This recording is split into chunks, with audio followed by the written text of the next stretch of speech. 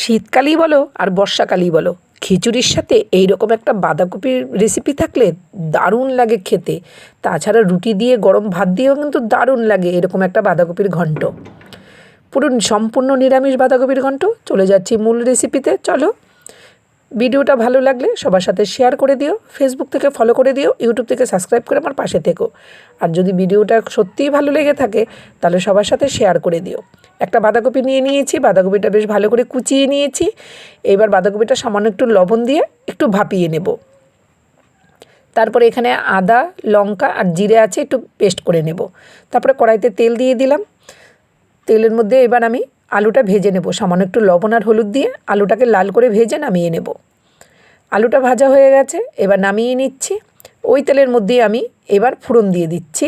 এলাচ, দারচিনি, তেজপাতা, শুকনো লঙ্কা আর দিয়ে দিলাম একটু গোটা জিরে। ফোড়নটা দেওয়ার পরে দিয়ে দেবো একটা কেটে রাখা টমেটো আর কয়েকটা চেরা কাঁচা লঙ্কা দিয়ে টমেটোটা বেশ ভালো করে একটু নেড়ে চেড়ে ওই যে বাটা মশলাটা আদা, কাঁচা লঙ্কা, জিরে ছিল সেটা দিয়ে দিলাম। একটু ধনে গুঁড়ো আর একটু হলুদ গুঁড়ো দিয়ে সামান্য একটু জল দিয়ে এবার মশলাটা খুব ভালোভাবে কষিয়ে নেব। মশলাটা কষানো হয়ে গেলে মশলার কাঁচা গন্ধটা যদি একেবারে চলে যায় তাহলে একটু মটরশুঁটি দিয়ে দেবো। দিয়ে মশলার সাথে মটরশুঁটিটাকে আবারও ভালো করে একটু কষিয়ে নেব। তারপরে স্বাদ মতো লবণ দিয়ে দিলাম। যেহেতু লবণটা পরিমাণ করেই দিতে হবে, বাঁধাকপিটা আমি লবণ দিয়ে আগে থেকেই সেদ্ধ করে নিয়েছিলাম। এবার মশলা থেকে তেলটা ছেড়ে দিলে দিয়ে দেবো ভেজে রাখা আলু। আলুটা দিয়ে মশলার সাথে আবার একটু ভেজে নেব। ভাজা হয়ে গেছে, দেখো তেলটা কিন্তু আবারও ছেড়ে দিয়েছে। এবার ভাপিয়ে নেওয়া বাঁধাকপিটা দিয়ে দিলাম। দিয়ে এইবার বাঁধাকপির সাথে সমস্ত মশলার সাথে একবারে মিশিয়ে নিতে হবে। কিছুক্ষণ ঢেকে দেব। 2 থেকে 3 মিনিট ঢেকে দিলাম। ঢাকনাটা তুলে আবারও ভালো করে নেড়েচেড়ে দেখতে হবে আলুটা খুব সুন্দর সেদ্ধ হয়ে গেছে। দেখতেই পাচ্ছ আলুটা কিন্তু ভালোভাবে সেদ্ধ হয়ে গেছে। এবার আরেকটু ভালো করে নেড়েচেড়ে নেব। তারপরে নামানোর আগে দিয়ে দেব একটু গরম মশলা গুঁড়ো আর একটু চিনি, আর উপর থেকে একটু ঘি ছড়িয়ে দেব।